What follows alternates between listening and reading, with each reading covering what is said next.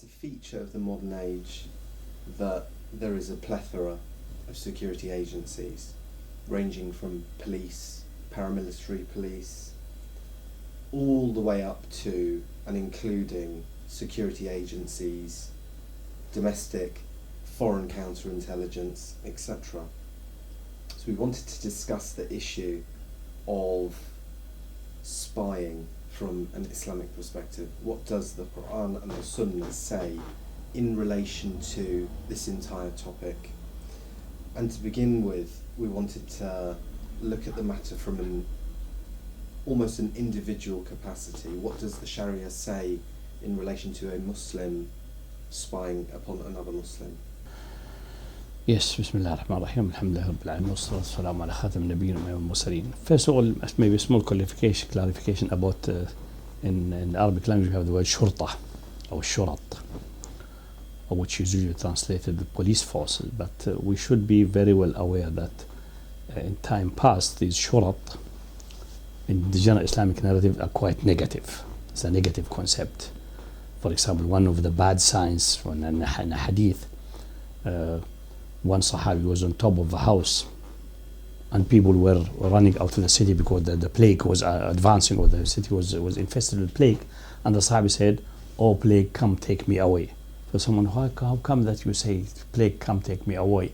And you know the Messenger of Allah said, "Don't wish for death, because if you are doing good, then you can do more good. If you're doing bad, then you have an opportunity of repentance before death." So nobody should wish for death, because death is not good, either in other wishing for it, in either situation. Either you increase your good deeds and get higher in paradise, or you decrease your bad deeds by repentance and correction. So why wish for death? Said, the reason I'm wishing for death, that the Messenger of Allah said, if you can die before the increased bloodshed become prevalent, people are buying and selling rulership, meaning bribing or government position are for money, not for qualification. And kathrat al-shurat, when plenty of policemen or shurta is around. So I mentioned 6 items. Qati'at al-raham, disjointing the relation of the womb by the kin, etc. So he mentioned 6. One of them is kathrat al-shurat. So the big numbers of shurat is obviously a negative sign. A sign of bad society and bad corruption and bad governance. But these shurat at times were actually security shurat, which are their main job is to protect the ruler, beat people up on the street, make place for the ruler, etc. Nowadays, police forces having various departments, obviously, and sections. We have, for example, a department, or a main part of it is the police, who is responsible for the traffic, for security in the streets, preventing people from fighting each other. If someone attacking people, then they will call the police to help them. But that's obviously what we used in time past was part of commanding good and forbidding evil, called ihtisab. So it's not really shurta in that sense. So we have to distinguish this point. Secondly, we have a fraction of the shurta which investigate after a crime has been committed, theft or murder or something, and secure the location of the crime, take evidences, so that the criminal can be apprehended and the goods stolen can be returned, or the rights of those injured can be fulfilled as much as possible in his life, in dunya. Of course, they will get their rights in akhirah in any case, but in dunya there should be some deterrence for criminals that they cannot get away also in dunya. This is the legitimate reason. So that's all these functions, which are nowadays under the general title of security forces or police forces, are not the shurat which are condemned in most of the hadith. So keep that in our mind. And this is obviously not related to issue of spying and security agencies in general. So we have to distinguish between those who are either regulating traffic, watching for the markets that nobody is cheating or bringing faulty goods, for example. It is very well reasonable and legitimate that in a public place like a shop, that there will be groups from the or persons commanded from the council or from the police force, depending upon the legal system, how it specifies, who come and check that the goods are not rotten, that the goods are not that there is no cheating, that they are marked properly, and if they are not properly, they are confiscated and destroyed, and possibly the shop owner or the business vendor will be fined or even taken into detention for interrogation, because cheating should not be permitted in any civilized domain, and selling harmful goods and so on should not be permitted. So this is not what we are discussing. So we should exclude that. This is all part of ihtisab. In time past, it was done by muhtasib, or done by the muhtasib. Later in the middle Islamic time, especially in Andalusia, they have a certain part of the judiciary we call the shurta, lower shurta, middle shurta, and higher shurta. So this we are not discussing that.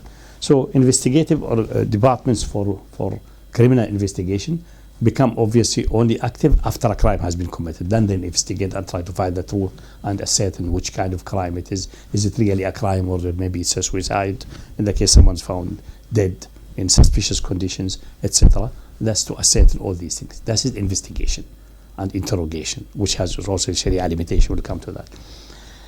That's one category, which is we don't need to discuss.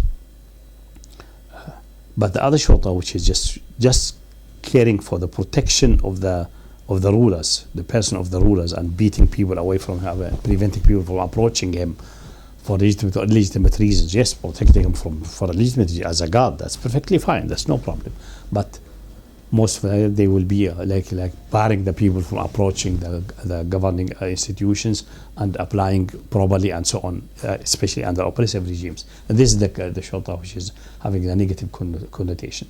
Now, the other aspect, which is people confuse and has been obviously by the modern state, and since a considerable time actually, even in later Middle Ages, and possibly in I don't think it was in classical government. It would have been a little bit, but it became prevalent in the when the modern state started encroaching in everyone's life everywhere, that we have organizations which preemptively spy on the people, shake their points of view. That's usually you find it under oppressive regimes, usually under the title of things like mukhabarat amma in Arab countries, general intelligence, and its purpose is just to make sure that the people who are critical to the state or have a criticism or accountability and so on will be supervised and controlled and prevented from any action against the government, or action against even a critical action, expressing an opinion and so on. And that's where the issue of spying comes really in. Now in Islam, the sanctity of the person, his privacy in his house is very absolute, is much higher than even in the Western. So we have these sanctities are deserving very higher protection and against the state, against other. In the modern state being based on essentially in Europe on the pile of the feudal state and the hereditary monarchies of time past, where we have a divine right of the kings, and the state is having some kind of a divine aspect. Still in the Western law, you find, for example, the problems with terrorism and so on, and the definition of terrorism, and talking about non-state agents fighting and so on, seemingly that the state is having some kind of distinctive character than other entities. But that's not true in Islam. Islam state is just a group of people who have decided to manage their affairs together and organize themselves as a state. So it could be very well that a group like Al-Qaeda is having state attributes and should be treated as a state. You like it or you don't like it, that's another. And the war with them will be like war with any other state. A single person could wage war. So, go aside, for example, the jungle and start his own war, and he will be acting as if he's a state and be treated like a state, because there's no divinity or holiness in state. This must be held with iron fist. This is completely different than the state philosophy of the West, which cannot get away from the divine right of kings. So the divine right is gone and become now the divine right of state, and then now it's philosophically rooted into the sovereignty of the people. Sovereignty is just a divine attribute. The real sovereignty is a divine attribute. The right of enactment of laws, fundamentally in principle, is a divine attribute in Islam. And the state does not have even that in Islam. So these Western states have usurped divinity for themselves, although they call it sovereignty, but really it's divinity. So this is where the problem starts. The state is some kind of almost a semi-divine entity which can encroach. But in Islam it's not possible. Now, the privacy of the person, his communication, his home, is absolute, almost unattackable. For example, we have the following Qur'anic verses, which enshrine that. The first one, let us say, concerning entering houses. Allah the Majestic and Exalted says in Surah An-Nur, O who you believe, don't enter any houses except yours, or homes except yours, until you ask permission and you greet the people inside. This is better for you if you are studying, if you are scholarly oriented, if you are studying, if you are remember, if you understand and study. If you don't find anybody there, then don't enter until you're getting a permission to enter. And if it's told to you go back, then go back. It is better for you. So you see, it's going into details, and then it continues in the ayah. There's no blame on you to enter houses which are not occupied, like storage places in which you have something stored. So the extent the Quran goes in the details here in such an issue which seems to be trivial, indicate that this seems to be of very great importance to protect the privacy of the homes. Before Islam, it was common for some coming back from Hajj not to enter the house through the door. They regard as an act of piety to enter from the top of the house, put a ladder and go from the back. And a condemnation of the Quran is very clear. Allah the Exalted and Majestic says, they ask you about the lunar phases, what they are. The people are not qualified at that time to understand the lunar phases and the rotation of the moon around the earth, etc. So he advised them to look at its benefit for the people. Tell them it is for timekeeping and for Hajj. And it is not pious that you come to the houses from its back. Enter the houses from its doors. And then we have the other ayah clearly said, clarifying how you enter the houses. But this looks very mild here, but the hadith will clarify that it's not as mild as it appears, very strict. And another ayah, Surah Al-Hujurat, that was when they enter the houses from the doors, is in Surah Al-Baqarah. In Surah Al-Hujurat, which contain many of fundamental issues of human rights and issues of non-racism and so on, we have the famous ayah there which says, we have created you from one and one, make you tribes and nations, so that you come to know each other, not to disrespect or fight or undermine each other. And the same surah we have, O who you believe, avoid plenty of suspicion, because some of suspicion is evil. And don't spy, لا تجسسوا, and don't backbite each other, etc. These are the ayahs. The hadith expand on that further. Let's go through them quickly. So we have the body of evidence, and then we comment on them as maybe hadith by hadith, and then in summary. Concerning don't spy, and don't touch for spying. تحسسوا. So even touching a wall, eavesdropping, all of these are prohibited. And the Messenger of Allah, this is the hadith narrated from Abu Hurairah, it's in Bukhari and all other major books. All major narrators have that hadith, is saying, إياكم, beware of suspicion, because suspicion is not like only the Quran said, is usually false. It is the most false statements, because there's no evidence. And there's no evidence, it's just assuming something without evidence is a lie, it's a fabrication. Even if it happens to be accidentally true, this accident you cannot base anything on accident. وَلَا تَحَسَّسُوا وَلَا تَجَسَّسُوا. Don't spy and don't touch to feel things. So not only if someone says spying, maybe looking at something, listening to something, even touching something, eavesdropping, all of that. And then it continue with other, لَا تَنَاجَشُوا. For example, if you are in an auction, don't increase the price just to benefit the one who is there. Sometimes some people arrange with their friends to attend the auction and they increase the price to trap other people in a higher price. This is haram, it's a kabira. And don't envy each other, and don't hate each other, and don't turn your back to each other, and be the brothers to each other. So spying and tahassus and all these things are contradicting to being a brother.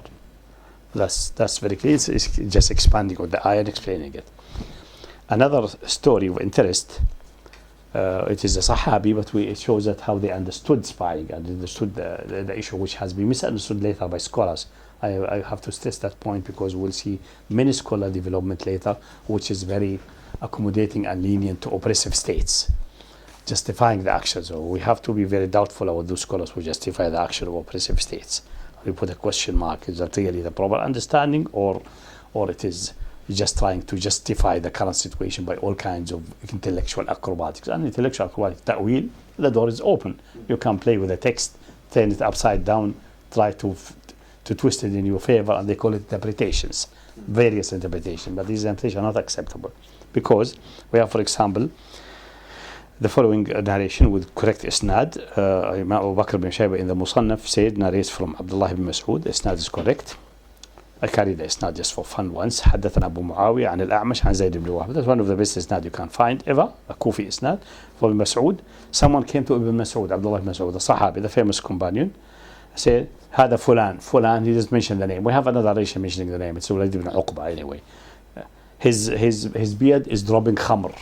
He's drinking khamr, that even his beard is flowing with khamr. Abdullah answered, إن قد نهينا عن التجسس. We have been prohibited to spy.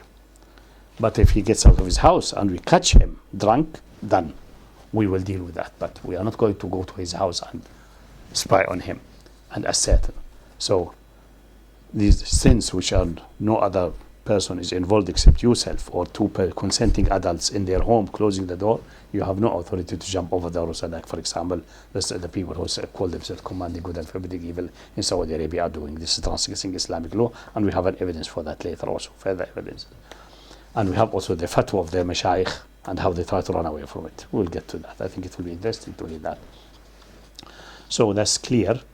And in another narration of Al-Bayhaqi and others, the man is mentioned, Walid ibn Uqba, but it's well known. And there's a very interesting narration which, if you are a believer that Muhammad is the messenger of Allah and receiving from heaven what he receives, he's a simple man in Arabia. He could not be the philosopher, nor did he did the statistics and study. The hadith is narrated from various Sahabis. Actually, Shurah ibn Ubayd, of well-established authority of Sham, narrates from Jubayr ibn Nufayr, this is a tabi'i, wa Kathir ibn Murad, this is tabi'i, wa Amr ibn Aswad, this is also a tabi'i. But from two other Sahabis, Miqdad ibn Amad Yakrib wa Abi Umama, so he narrates from all of them that the Messenger of Allah said, إن الأمير إذا ابتغى ريبة في الناس أفسد. If the ruler treat the people on suspicion, instigate suspicion, and start spying, starts establishing spying organization, he will corrupt them. Now, Muhammad is not a specialist in sociology or philosophy, so he must have received that from heaven if he's a messenger of Allah, that all these attempts to protect the public order, to fight terrorism and so on, by spying, by eavesdropping, by controlling email, is going to corrupt the people. It's not going to help you in the purpose you are claiming to be defending, even if you are sincerely thinking defending, because you are judging by looking to only from a narrow angle to the reality, while the one who looks to all the reality comprehensively, Allah, the blessed be his names, knows very well that will corrupt the people. It will lead to corruption. It will not save you from that what you are fearing. It will make you even more corrupted. So this is narrated with a good, well-established isnad, and we have also another narration from another channel, similarly, that in that narration is Muawiyah himself. He says, and this isnad is narrated by Ibn Bukhari, but not in his Sahih, in Adab al-Mufrad, in the book of Adab al-Mufrad, saying, they said with a good isnad, saying, Muawiyah said, I hear a statement from the Messenger of Allah which benefited me now. He said, if you follow the people, if you treat the people with suspicion and try to instigate suspicion between them, you are going to corrupt them. So it's similar, but another Sahabi. So we have 4 or 5 Sahaba narrating that, and the isnad is good and proper. This is in Abu Dawood and all other major books, obviously. So this is, we consider a general statement which can be attained either by doing historic research over thousands of years, studying philosophy and sociology, analyzing it deeply, or just receive it ready to consume and benefit from it just from revelation. And that's what we are doing here. If you work with the people on the basis of suspicion, which means you have to spy, and you have to watch, and you have to do previous censorship, all of that is based on suspicion. Because previous censorship for the people publish, you're suspecting they publish against the state, or against your belief, or against the religion. That suspicion will lead you to establish what they call the censorship, advanced, etc. That will not benefit will not have the effect you wished for. It will be counterproductive. It will corrupt the people ultimately, and history has proven that. but we don't need to look history since we have received that from revelation. And that's what an interesting story from Umar ibn Khattab with a good isnad. I will read the isnad also for those who claim to be Salafi and so on, because I will read also the fatwa of this the committee of Ifta in Saudi Arabia about that. That's Imam Abd al-Razzaq San'ani narrating in his Musannaf. He says, from Ma'mar, from Zuhri, from Mus'ab bin Zurat bin Abd al-Rahman, from Yusuf al-Makhram and Abd al-Rahman ibn Auf, that he, Abd al-Rahman ibn Auf, is a famous Sahabi, is the one who did the Shura, which ended by election of Uthman, and he excluded himself from the competition for the head of state, although he's wealthy. He went one day as a guard with Omar. Omar established that he himself will go in Medina, at least, since he's living in Medina, at least he will be guarding the people. He will be like the night police, going around, making sure there's no thief, no problems in the streets. And where they were walking, they saw a light in a house. So they went to that light to see what's there. When they came close to it, they find a door which is almost closed, and people who were enjoying themselves with khamr, drinking. So Umar asked Abd al-Rahman ibn Auf, do you know which house is that? He said no. He said this house of Rabi' ibn Umayr ibn Khalaf. Rabi' ibn Khalaf was known to be a drinker, and they are drinking. What do you think what we should do? Abd al-Rahman answered, I see that we have committed what Allah has prohibited us to do. We have spied. قد أتينا ما نهى الله عنه. Allah said that don't spy, and we have spied. فانصرف عنه عمر تركهم. So Umar accepted Abd al-Rahman ibn Auf interpretation, agreed that's correct, and that's what they're doing is spying, because the people are in the door is closed. There's no business what they are doing there inside. And he left. That's what Omar did. There's another interesting relation, which the Council of the Fatwa Council of Saudi Arabia objected to, claiming that it is not well established. We'll see that's well established. That's in Makarim al-Akhlaq for the Imam Kharaiti. This is a book about good manners. Kharaiti said, حدثنا أحمد بن منصور الرمادي حدثنا عبد الله بن صالح حدثنا معاوية بن صالح عن عمرو بن قيس عن ثور الكندي عن عمر بن الخطاب عنه كان يعس بالمدينة. Umar was doing his as. He doesn't mention that anybody with him. It's another narration mentioned that he was with Ibn Mas'ud this time. He heard the man singing, obviously high. So he went over the wall, the door is closed, and went down, and found he is even with a woman, to add insult to injury, and they have evidently khamr, wine, or even stronger spirit. So Umar was outraged, Ya adu Allah, enemy of Allah. Did you think that Allah will cover you while you are committing such a sin? The man said, وَأَنْتَ يَا أَمِيرُ الْمُؤْمِنِينَ. Don't be in a hurry. If you have committed a sin in one, you have committed 3 sins. Allah said, don't spy, and you spied. And Allah said, it is not righteous to come to the houses from their back. You came from the back instead of coming from the door. He ordered to come from the door. Don't come from the door. And he said, don't enter any houses without greeting the people and asking for permission. You entered without permission. Omar said, was in a shock obviously. He has been put on the spot, said, if there's any good in you, if I forgive this, you forgive me? Said, yes. I forgive you, forgive me, you go. So he went, and I will not repeat that again. Thus was narrated by Imam Bukhari in his Tarikh al-Kabir, in his they say in the small biography of Thawr al-Kindi. He said, Abdullah ibn Salih told me from Muawiyah, from Amr ibn Qais, and Thawr al-Kindi, and Amr al-Khattab, كان يعيش في المدينة. Only the bit of it, because he's interested not in the story, he's interested in Thawr al-Kindi. Now, Thawr al-Kindi is Mukhadram, and he was appointed by Mu'adh ibn Jabal to represent him when he leaves his government position. So he's a man who was in government, a man of high standing, and the trustee of Mu'adh ibn Jabal from Yemen, from Kinda. So he's a trustworthy authority. The one narrating from him, let me get the name, is Amr ibn Qais. They used to call him the Messiah, the Messiah, for his piety and righteousness. And the one narrating from Mu'adh ibn Salih is a man of Sahih Muslim, and he's also a trustworthy authority. You will find Al-Hafiz ibn Hajar, the expert, saying that he is Saduq, but he makes some mistakes. In reality, if you study his story more thoroughly, I studied it for another purpose, it turns out it is not an issue of mistakes, it's issues with others. Some people criticize him because of issues that he regarded music as permissible and he was buying music equipment, and some scholars at the time regard that as a big issue. So the criticism is due to that, not because of memorization or exactness. So this is not, doesn't count. And Abdullah ibn Salih, usually they say he makes many mistakes, but Abdullah ibn Salih, when Muawiyah ibn Salih, he is the judge of Andalus, came across Egypt to perform Hajj, he settled in Egypt for a few months, few months, and Layth ibn Sa'ad told Abdullah ibn Salih, who is his scribe, his writer, go and get all the hadith of Muawiyah ibn Salih.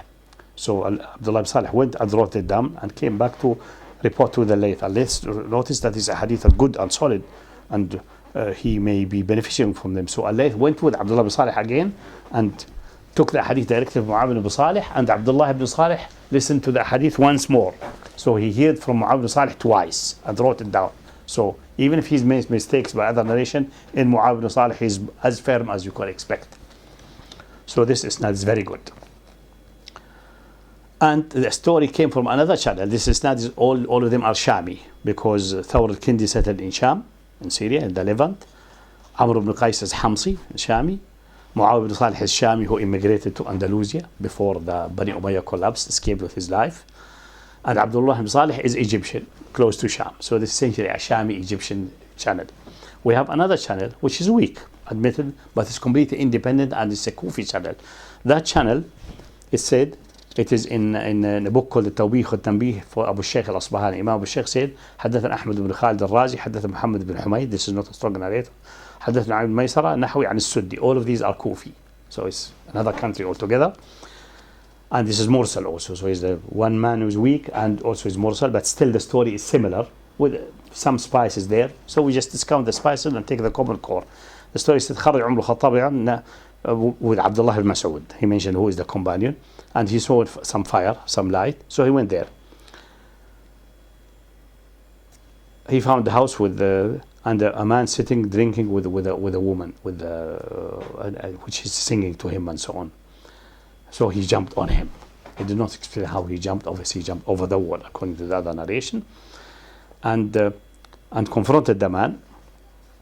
Omar saying, I have not seen a night as ugly as this. A man who is just waiting for his death in high age like you is doing this. So the man lifted his head. Yes, indeed, you will see worse than that. You yourself committed even worse. I have seen also a bad night that what you did is even worse. You have spied, and Allah ordered you not to spy, exactly like the other narration, and entered without permission. And Umar, the story is a little bit different. He went out, Abdullah ibn Mas'ud outside, not knowing what's going on, and he lifted his finger and was weeping, saying, how could that I commit such a blunder, a mistake? And then later on the man came to Umar's audience, and Umar called him and whispered in his ear, say, I didn't do that. Even Abdullah ibn Mas'ud does not know about that. So the stories are obviously the same story, and the essential part of it that the man responded to him is clearly well established. But the first one, which is a good isnad, and this one is maybe a bad isnad, admittedly, but being from another country, from another channel altogether with completely different men, gives the other one even more strength. Now, so this is a Kufi channel, weak, yes, Mursal, yes, but still it is having quite a number of interesting aspects. Now, اللجنة الدائمة of research and Ifta in Saudi Arabia, headed by Abdulaziz bin Baz, which his follower call him Al-Imam Al-Allama, and membership of Abdullah ibn Qud, Abdullah ibn Radayyan, Abdullah Afifi, they answered the following. Someone asking about this story.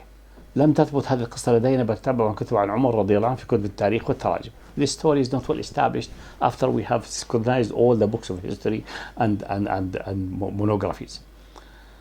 And it doesn't fit the character of Umar and the respectability he enjoyed by the people. How come a man who is committing such a crime of drinking khamr can confront him? So they're analyzing now, they use their mind, which is, it's a good argument if we don't have a narration with a good isnad. But the reality is that the man confronted him. That's well established in two different narrations. So you cannot just bring your rationalization to refute a historic fact. And Umar admitted his mistake. So we think the story is not well established. Thus the question was, is it true that Umar ibn Khattab once jumped over the wall of a house and found people drinking khamr, and they said, we committed only one sin and you committed three, and he retreated and went. So I'm saying to this committee for IFTA in Saudi Arabia, it is good to have such an analytical skill and analysis of historical events. We would love to see this analytical skill in analyzing the story of Dalat, who used to do that. We use Sawiq for Hujjaj, which they use as a grounding for declaring those who they call Quburi as a kafir. They should have brought these intellectual skills in that story rather in this one. Unfortunately, they did not do. So it seems to be they have all the kind of intellectual capabilities suddenly when it fits their desire. Because if they admitted that Omar had retreated and admitted that he's mistaken, then all what their hay'a in Saudi Arabia, so-called Hayat al-Ma'ruf and Nahy al-Munkar, the committee or the commission for commanding good and forbidding evil, usually we call them in our broadcast the committee for forbidding good and commanding evil, because that's what they do. They jump over the walls. Obviously, the rule of common people, the walls of Al Saud and their cronies are not jumped over, and then this way they alienate people from Islam and repel them from it. So that's it. So the story is well established. And there are two other stories I could not find because in the available books in the computer they are not available, but one day they will be. They are obviously in manuscript. One is in the collection of a hadith done by Imam Suyuti. It just says عن الشعبي that Umar ibn Khattab missed a man, and then they went to check for him with Abdurrahman ibn Auf. So they went to his house and they found the door half open, so he could look inside even. And he was sitting with his wife, or with a woman, maybe wife, and she was pouring something in his cup, which looks suspicious as if it's wine. Omar said ibn Auf, this is what's made him busy. He was not visiting us. We didn't see him for some time. قال ibn Auf, Abdurrahman said, what do you know what is in the pot? How do you know it is khamr? It seems we are suspecting it's khamr, but how do you know it? We are far away. It could be anything, could be juice, could be anything, could be khamr. Omar said, do you mean that we are spying? Abdurrahman said, yes, this is spying. This is exactly spying what we are doing. And Omar said, well, how to repent from this sin? Say, you don't tell him that you have seen him in this situation. You remove any suspicion from your head and make istighfar to Allah subhanahu wa ta'ala. That's the only way to get out of that. And they went. They didn't even enter the house, they didn't check anything. But this is, as I said, the original book is obviously not available yet in the computer, so we cannot check the isnad. But this is one story. Another story, similarly, Al-Hasan al-Basri, is also all these mursal, because Sha'bi was a baby at the time. Not a baby, he was a small child at the time of Omar, so he could not be a witness of that. But he may have been an intermediary of the great Tabi'een, reporting that to him. And the Sha'bi is known that his mursal as quite good. Sha'bi is very critical of men. He takes only from reliable men. So Sha'bi, make a note that Sha'bi's marasil are even better than Sa'id ibn al-Musayyib. Sa'id ibn al-Musayyib marasil have been scrutinized, most of them or all of them, they found to be correct if they found connected elsewhere. There you go. Sha'bi is being less gullible and more sharp, critical of men, and more of a man who knows the tricks of the trickery and the tricks of the rulers more than Sa'id ibn Musayyib. Sa'id is a straightforward man. He's honest. He's straightforward. He even almost was killed by Al-Hajjaj and others because he insisted. Al-Sha'bi was able to use double meaning words and so on to get away. So he knows how people can play with words, and he's more sophisticated and more cunning than Sa'id ibn Musayyib, and hence if you are of this type you will be able to scrutinize men better than Sa'id ibn Musayyib. So, and age-wise he's from the same category roughly, so his marasil are very good. Al-Hasan al-Basri, his marasil are regarded as not that good because he takes from everybody. He said he also narrates a story. It says in Kanz al-Ummal also. I could not get the original, maybe still a manuscript, but Kanz al-Ummal is printed and he summarized many narration without giving the isnad, unfortunately. Al-Hasan says someone came to Omar, telling the Fulan, a person, does not wake up, he's drunk continuously. So Omar went to him, invaded his house. Omar being an impulsive character, it fits character, and he said, I find the smell of wine. What is this? What is this? And Matt turned to him and said, Ya ibn al-Khattab, son of Khattab, what is this? What is it? Did not Allah prohibit you from spying? So Omar knew that he committed a mistake and he left. So we have various stories clearly refuting the claim of of the Lajna Da'ima in Saudi Arabia that this story is not well established. This, at least one of them is well established with an isnad, which is at least to the level of Muslim in authenticity and supported by another independent isnad. So we can take that on board. So Omar, who is always a character in his roughness, his rough and strong character, did commit this mistake several times, but every time he was reminded and he was stopped at his limit because he's a Khalifa Rashid. He knows to stop himself. Obviously, in a modern state, you have to stop that by law. The laws have to regulate these things and clarify that you cannot enter in a house without a proper and clear justification with a court ruling. And we'll discuss some of these down, inshallah. That spying or looking into houses without permission is severe can be seen from the hadith which Imam Bukhari related in the Sahih, with one of the best isnad you had ever anywhere in the world. The Abu Hurairah is saying that Abu Qasim Muhammad ﷺ, that's his kunya, said, لو إن امرأ اطلع عليك بغير إذن فخذفته بحصاة ففقعت عينه لم يكن عليك وجناح. If a person will look in your house without your permission and you throw a stone to him, plucking out his eye, there's no blame on you. So it is very clearly severe looking in someone's house without her permission through a hole or a place which you usually not a place of work. If you keep your door open or your window open and the people look, then you are the guilty one most likely. But if someone coming deliberately, for example, it's a high window or go up a ladder, which is not the normal way of looking, and looks, or from the keyhole, that's the standard way of spying through keyholes and so on, then you are at liberty to pluck out his eye. And the scholars have discussed that, the issues of related with diya and so on, and some scholars it's agreed with that, but I think the hadith is very clear. We don't need to bother about scholars who are going into interpretations and fixing things according to their desire.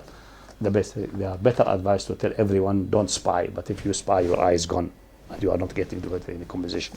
And the hadith is narrated by almost every authority on record. All books having a version of that or two, and some of them say فَقَدْ حَلَّ لَهُمْ أَنْ يَفْقَعُوا. It's permissible for them to plug out his eye. It's the same meaning. Or there is no diya and no retribution, clearly because he's the guilty one. He has forfeited his eye. Or his eye is hadar, is waste. His eye is wasted. As he will not deserve any combination, neither. Because if you plug someone's eyes deliberately, he can ask for your eye to be plugged. That's very clear. So this is clear. He's committing such a major crime that his eye is worth of being forfeited.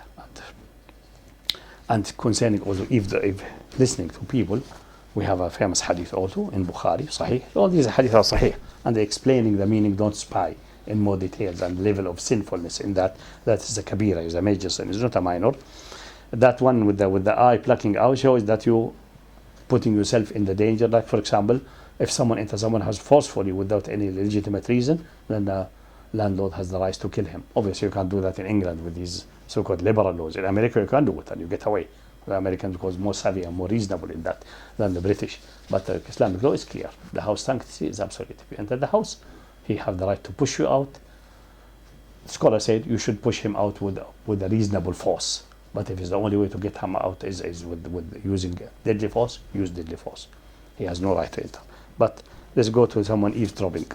Al-Bukhari narrates also in his Sahih that from Ikrimah and Ibn Abbas, and also narrated the same from Abu Hurairah. Although the more famous narration, the one from Ikrimah, the one from Abu Hurairah is also well established. The Messenger of Allah says three types of punishment in the Day of Judgment. The relevant as one of them is, as we say, if one claims he has seen a vision, a dream, and he does not see it, he will be ordered Yawm al-Qiyamah to tie 2 hairs, and he will not be able to do. So he will be busy tying hairs and not be able to get out of his punishment. And this is relatively mild, but the one next one is that when استمع لحديث قومهم لهم كارهون, who listen to the talk or the speech of people and they are not permitting, or they hate him speak, or they are running away from him, or they're protecting themselves from, or they are not expecting him to listen. Like for example, they phone by the telephone. Telephone is private. You expect the people not to listen to you. صب في أذنه الآنك يوم القيامة.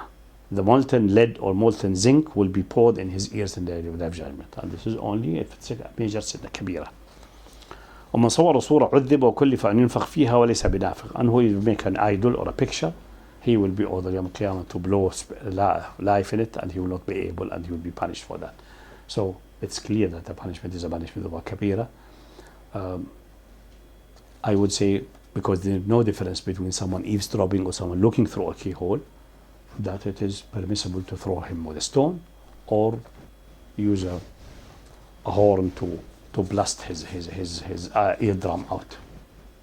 If his eye plug can be out, this is similar. This is the device of seeing, can be plugged out. The device of hearing, which is the eardrums, can be punctured by whatever. Now, obviously, at that time, the tabas didn't have a horn which will plug the eardrum, but nowadays we have. So, if you think someone is listening to your telephone conversation, and you're able to send a strong signal, I don't think it's possible technologically, the strong signal so that his eardrum is penetrated. So it will be very good. Should be done to these eavesdropping without any legitimate reason. So this is one which also shows us the severity of eavesdropping. And the one who carry the reports to the authority or to other people is general. This is called namima. Namima is, I hear you something, I take what you said to someone else. Someone said this and this. This kind of namima, especially if you don't want the others to know what you said, then it is even more severe. That's namima or qattat. There's an interesting story also here, Sahabi interpreting it. So obviously, Sahabi interpretation is not binding, but it's a good scholarly point of view. What's binding is the statement of the Messenger of Allah. That's also with Imam Ahmad Al Hanbal reports that with Isnad, which is one of the best you find in the whole world, is on the level of the Shaykhain and more. And it's also narrated Bukhari, but I chose Ahmad bin Hanbal's report because the wording is complete. أحمد محمد سيد حدثني أحمد بن سعيد القطان أبو سعيد الأحول عن الأعمش حدثني إبراهيم. So الأعمش saying clearly حدث إبراهيم about 60 years back from حمام بن الحارث قال مر رجل على حذيفة. A man passed on حذيفة بن اليمان, famous حذيفة, and he told him, the people around him told, this man lifts or reports what we are saying to the Omar, and another narration to Uthman ibn Affan, Uthman himself, the head of state, who was a Khalifa Rashid. So Hudayfa said loudly so the man can hear him, I hear the Messenger of Allah saying, no qattat, no namam will enter paradise. The one who takes the speech of the people, bring it to the other people. Even if it's Uthman ibn Affan, said so it is the ruling is general, the one who transfer what you said, especially if you don't want it to be broadcast to the one. For example, you are criticizing the ruler. He takes you to him like that's the main job of the mukhabarat. What you say about the government, they take it to the government institution. And this is namima. And the namam is committing a kabira. And the Quran is condemning a namima and namam. So this is the one hadith which is relevant to the work of essentially intelligence services which are of political type, mabahid and mukhabarat. And all scholars and all hadith collector has narrated it. And Imam Muslim narrating it also on another channel using the word namam instead of qattat. But qattat is namam. This is well established. Now namima is also a major sin. That's established by another hadith which you find in many other books, especially about aqidah and about punishment of the grave. The hadith is that Ibn Abbas said the Messenger of Allah went to some gardens or some walled plantations of Medina, and there were two graves, and he heard the two persons being punished in their graves. For the Prophet hear things which other people do not hear. So he said, and another narration that he was on a mule, or and the mule was in a state of shock. I said the mule have here two people punished, and he pointed the two graves. Say they are punished. They're not punished in a major thing. And they said, no, indeed it's major. So he received wahi that's major at that moment. Indeed it's major. One of them was not cleaning himself after urination, and the other was carrying namima between the people. Say what you say about X, take it to X. What you say about Y, so, which obviously will ultimately end in causing mischief and alienating the people from each other. And this is also narrated obviously by Bukhari and through other channels and with all other scholars of Islam, including excluding Muslim. He did not narrate that, but Bukhari and all other scholars have narrated that. That is this hadith about namima. And also namima is very evil. we have another hadith which is narrated with a strong isnad by Imam Bukhari in his, not in the Sahih but in the Adab al-Mufrad, in the book of manners. It says from Shahr ibn Hawshab and Asma ibn Yazid قالت, the Messenger of Allah said, shouldn't I tell you about the best under you? They said, indeed. Yes, tell us. Say, those when you see them, you remember Allah subhanahu wa ta'ala, because they look pious, they behave properly, so you remind you of Allah subhanahu wa ta'ala. Shouldn't I tell you the worst under you, the most evil under you? They say, indeed. Tell us who the most evil under us. Say, those who carry namim between the people, those who cause mischief between the lovers, and those who try to implicate the innocent. All of them, the namima, all the secret services and intelligence agencies, especially the political type and so on, are definitely involved in that continuously. So this is the most evil under us at this time. Now, to answer also the Council of Fatwa in Saudi Arabia and their misconception and their Committee for Commanding Evil and Forbidding Good, which is named the opposite actually, but this is its reality, because they are out to expose people, to scandalize people. That's their job, jumping over walls and scandalizing and exposition. Now this is definitely contradict Islamic injunction about covering and not exposing and not scandalizing people. The Islamic society is not a society of scandalization and exposition. Unless someone does it in public and he's apprehended by the authority the proper way, then he will be treated the proper way, and this is for the authority to do. But if it is in private, behind locked door, the fundamental principle is not to scandalize and not. We have the hadith narrated by Muhammad Al Massari in the Musnad with the correct isnad. From Abu Haytham Dukhain, the scribe or the secretary of Uqba ibn Amir al-Juhani, who was a Sahabi radhiyallahu anhu, he said, Abu Dukhain himself said, Abu Haytham Dukhain said, I said to Uqba, I have neighbors who are drinking khamr, and they will call the police for them, a shurta, so they can take them for punishment. Say, don't do that, just warn them and admonish them. So he said, I did that with no result. They didn't bother about me. So I came to him again, this Dukhain is talking, said, I commanded them, I admonished them, and they are not stopping. I'm going to call the police, shurta. Uqba said, wayhak, wow on you, don't do.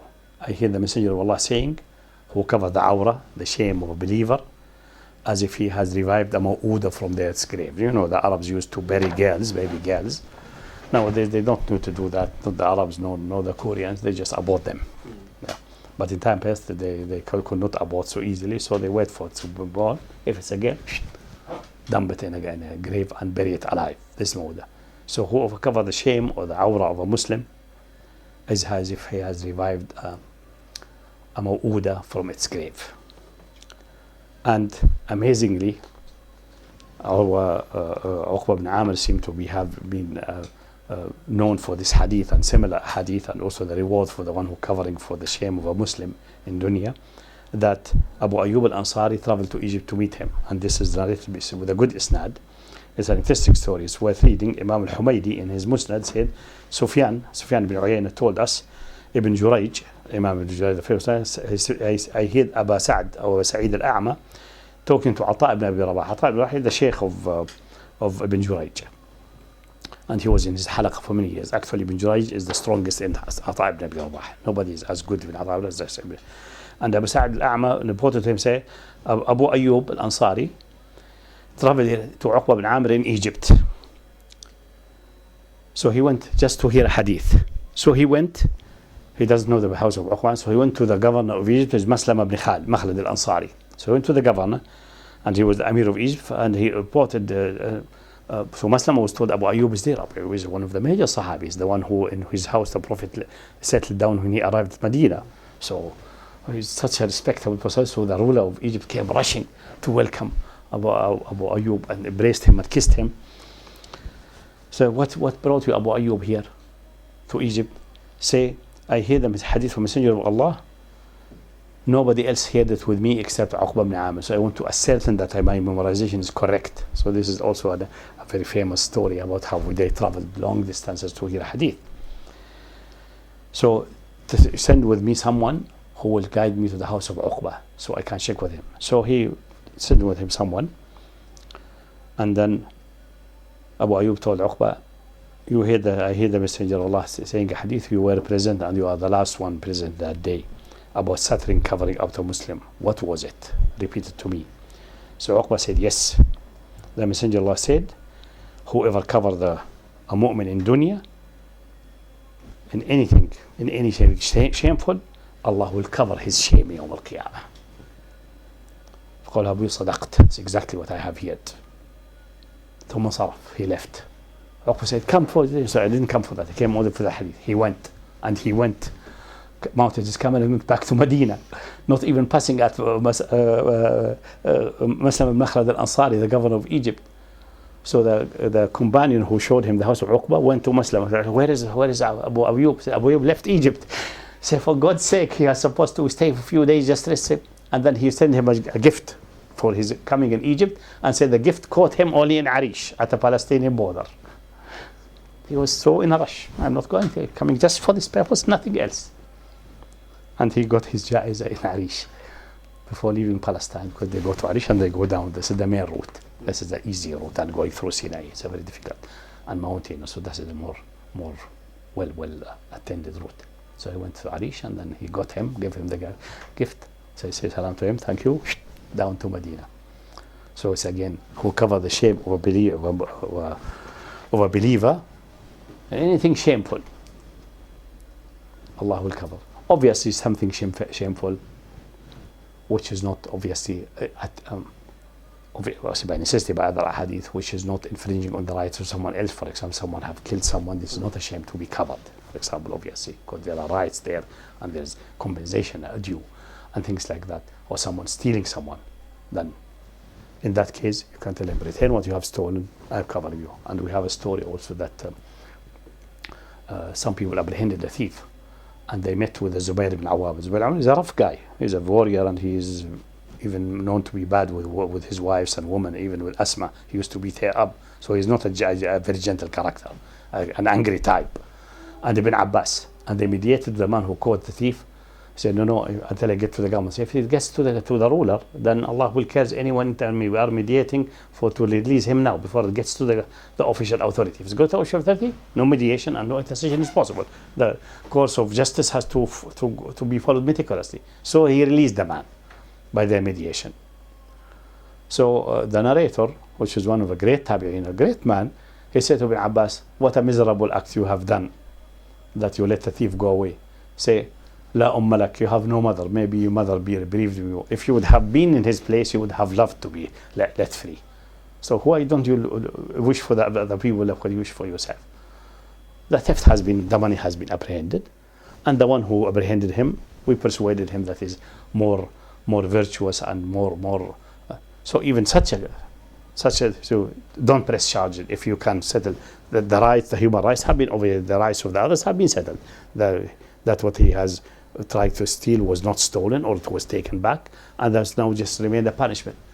And the punishment for the thief is very severe, it's cutting his hand. So if you can cover for him up and get him free, maybe he'll appreciate that and cease to commit theft anymore in the future. But this is something which is great, will have a great reward in Yawm al-Qiyamah by Allah subhanahu wa ta'ala. So these are the evidences. If you take a look at all of them in a comprehensive way, it is clear that the sanctity of houses, the privacy of speech, the privacy of what similar to speech is email. There's no difference between speech. Speech is vibration in the air. Email is even worse actually, because it's written and it can be printed out, it can be held against you or for you. It's more permanent, and so it is even worse. Looking into worse than looking, obviously taking photos of your privacy. All of that is obviously a major sin, and there's no permission for the government to do it. I remember we had once a discussion when we were in Arabia, and some people said, for example, it may be that in the house there may be an emergency, like for example a woman is there who's being raped. Yeah, that's it. That's the reason to enter the house, or someone being maybe held prison or being tortured. Yes, that you can invade to free him.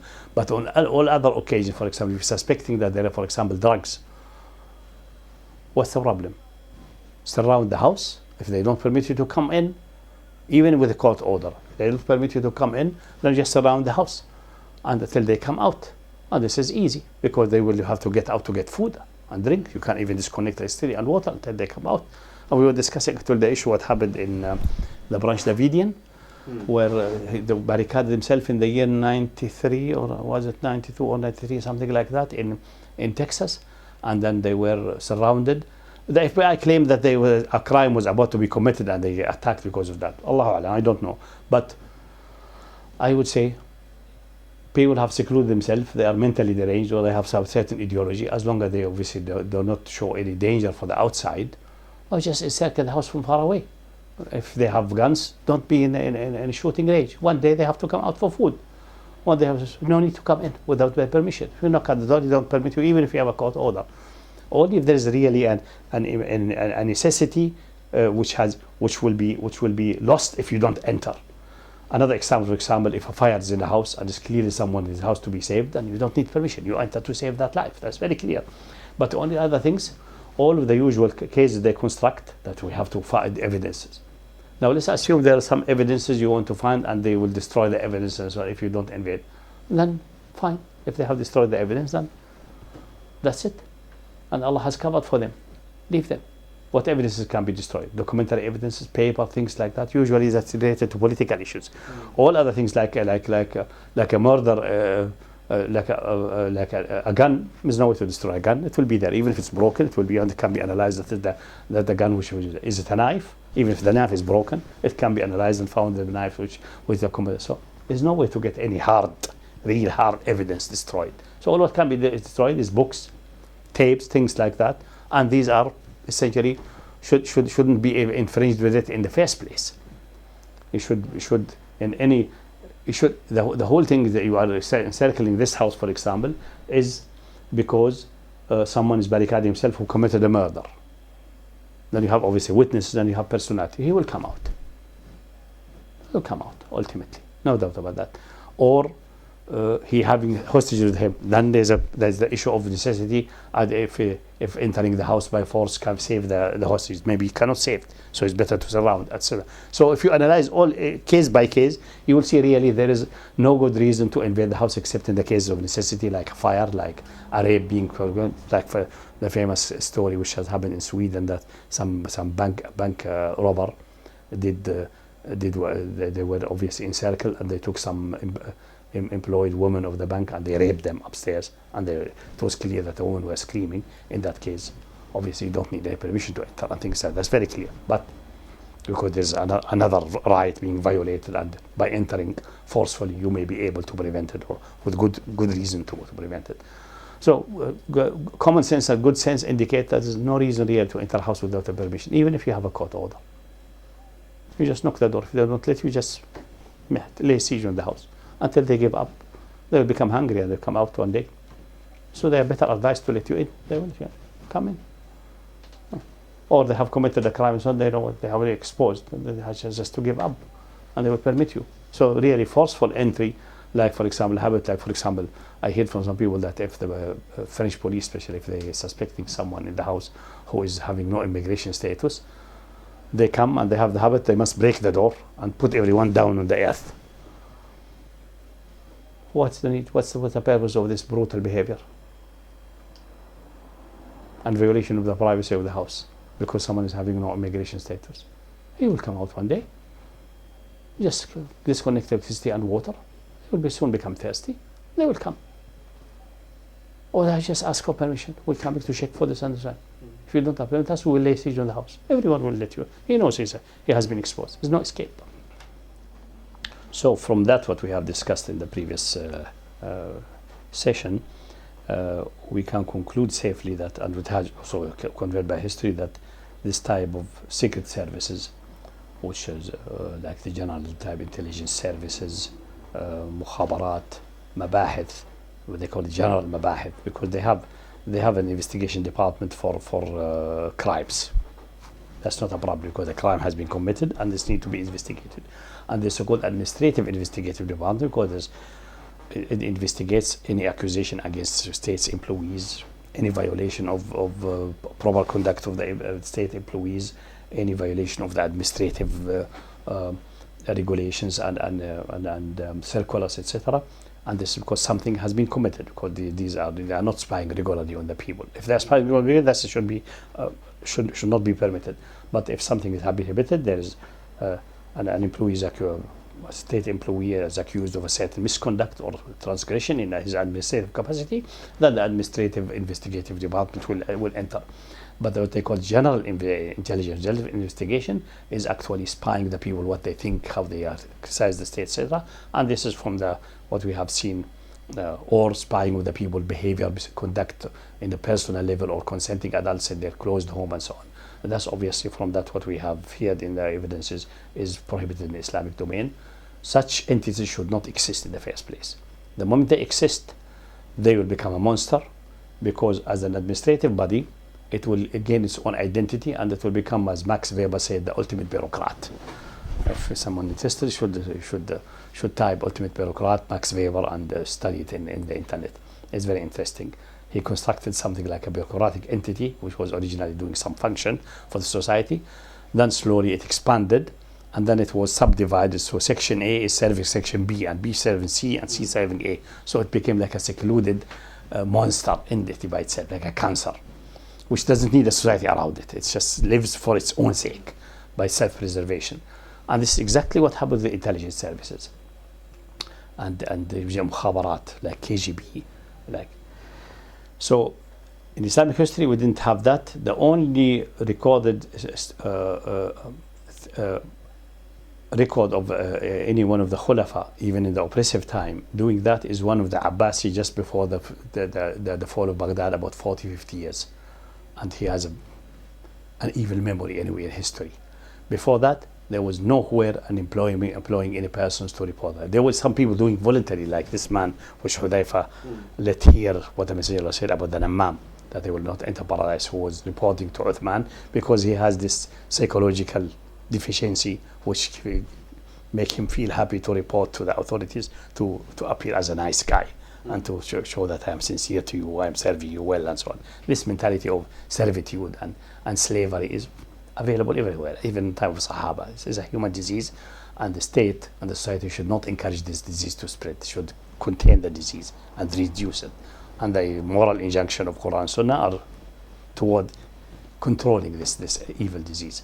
So that was so all what we see now in the Muslim countries for centuries, especially recently, of this like Hayat al-Amr Ma'ruf and Nahy al-Munkar in Saudi Arabia, which is we call usually the opposite. Hayat is the committee for combating evil actually and forbidding good, because its job, it has alienated the people from Islam by jumping over the walls, sparing the royals and sparing their cronies, and just attacking the weak, and which is violate one fundamental injunction of justice in Islam.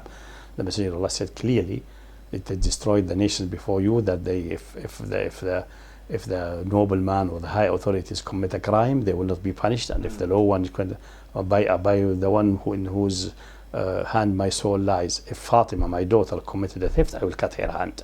There's no nepotism in Islam of this type. So this organization, but also the misconduct due to ignorance and listening to scholars who are not worthy the salt, with all respect, in India and Pakistan, what we have seen from Taliban, like standing in the street and measuring people's beards and things like that. This is all obviously based on the fiqh and the understanding of munkar and ma'ruf of the dark ages, where all the munkar, if you go to the books about commanding good and forbidding evil, they discuss about breaking musical instruments, breaking bottles of wine, etc. The munkars of the government, the injustice, the bad distribution of wealth is never discussed, as if it is not the biggest munkar, and it's not a violation of the Sunnah. So the scholarship, unfortunately, has been, because they were excluded from the government process. Either they excluded themselves to keep their own piety, or they excluded by the government because they were in opposition. Slowly they focused on the personal and moral aspects of the single person and forgot about the society and the state, with the result that commanding good and forbidding evil, which originally and mostly in relation to the state and to the society, has been scaled down, even mutilated into the level of discussing what to do if you find a musical instrument, or what to do if you find a bottle of wine. That's all what they. And then we have such grotesque phenomena like what we have seen by Taliban, which is most likely because of ignorance. But ignorance, ultimately, as the old saying say, an intelligent enemy is better than a stupid friend. Because a stupid friend would be like the famous bear which killed her companion. You know the story. The man was sleeping, flies were bothering him, and the bear tried to get the flies away without result, so she took a big stone and smashed the flies and his head in one go. So this is the result which you get if you have a stupid friend. With the Arab revolutions, real or pseudo, which are still ongoing and ensuing, where do you think this issue has to be placed upon the agenda? For example, there's revolutions in Tunisia, in Egypt, Libya and other countries, all of which were known for the last 30, 40 years to have really vicious security agencies. The people who are coming to power, and particularly the Islamic movements as well, do you think this issue of no mukhabarat al-am needs to be put on the agenda? And if so, where on the agenda? Should it be a high priority, or should this be something that those Islamic movements should leave for later on down the road? No, this must be and should be the highest priority actually. Where we in our broadcast we appeal to the Muslim Brotherhood, and unfortunately they retreat usually into claim this is a scholarly issue. We'll discuss later. The Parliament will attend, but I appealed also to Morsi in our broadcast, saying one of your first steps should be declaring the emergency laws to be null and void from the beginning. They are illegitimate from day one, so all results are illegitimate, and all who have suffered because of that deserve compensation, which has to be assorted, obviously, and analyzed by the courts and with evidences, but it has to be declared the principle. Secondly, these mukhabarat al-amma, except the military intelligence, which I address later, inshallah, and the mabahith amn al-dawla, this body should be dissolved, and those working in it should be discharged from the states, and possibly even we should look carefully into even confiscating their retirements and so on, because they were not doing a clean work, they were doing a criminal work anyway, even in time past. Even if they were not aware about it, they thought it's legitimate, I don't think they deserve any, they should be forfeiting their retirements. But this is the forfeiting of the retirements is a secondary issue. Maybe the president will decide, okay, give them some compensation, so they will not be a problem for the society, and they will not do any mischief. But this will be just a matter of buying the peace by spending some money. But anything else, these organizations should be closed down. All their documentations and all files should be banned and destroyed. No need to read them and find anything useful, because there's nothing useful. There's only videos of prostitutes with personalities. There are recording of filthy talk and intimidation. There's nothing really of worth. So the best is just to ban all these documents and shred them and forget about them. Don't think you will find anything good in that. You will find only filth.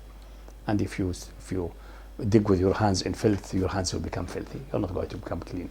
So this should be a very high priority. I would say, if I were in such a position, one of the first decrees would be abolishing this and releasing the people into the workforce. They maybe work as it's better for them to work as street sweeper rather than, it's much better actually. It's a clean, respectable job. While being a member of Mukhabarat is a filthy job, a criminal action actually, according to Islam. And they should not be left in this sinful state, even if they like it, but they should not. This has a very high priority. And if it's that, it will send a strong signal to all over the world, not only to the Muslim world, even to the Western world, that this, what you think is a part of the state and necessity, is not. And that's what you have a misconception about the Islamic State is also wrong. Do you think then that the Islamic movements are doing, across the Arab and Islamic world, are they doing themselves and the wider ummah a disservice then by not emphasizing this as a political program? Absolutely. They're doing not only disservice themselves, they're doing the ummah, doing Islam also a bad name and disservice. That should be put about. But I'm doubtful that if they are really aware about that, they think this is an issue which is, because I said scholarship in the 3rd century onward, discussing that, and the people of suspicion, and all the hadith said avoid suspicion, and the ayah said avoid suspicion, and say people of suspicion you can spy on. What means people of suspicion? If you don't have an evidence, if you don't have any case, any good reason, with some evidences, some material evidence, then there's not a suspicion, then there's a case of investigative, really of a proper investigation. Otherwise, everyone is a person of suspicion. Everyone can be in his house having committing adultery, sodomy, and drinking alcohol, and possibly taking drugs. Everyone is possibly suspect. That has not. But if we have someone who has attacked people with a knife and injured them, then obviously suspect of violent crime. And it's clearly the case has to be investigated. He has to be apprehended. And usually there are witnesses. There are some who's injured, said this and this attacked me, or he gives a description, or there's a composed picture, or we have some video evidence if it's happened on the street, something like that. But there's no need for all these. And this is, I said, this is a normal police work, which is part really of judiciary and ihtisab. There's some legal system which that does even the investigation work is done by judges, people who are qualified as judges. The police is just only a helping force to the judge. And this kind of system we should look to it very carefully, because I think investigation should be done within the limitation of Sharia. For example, interrogating, for example, a murder suspect. There's no torture is possible.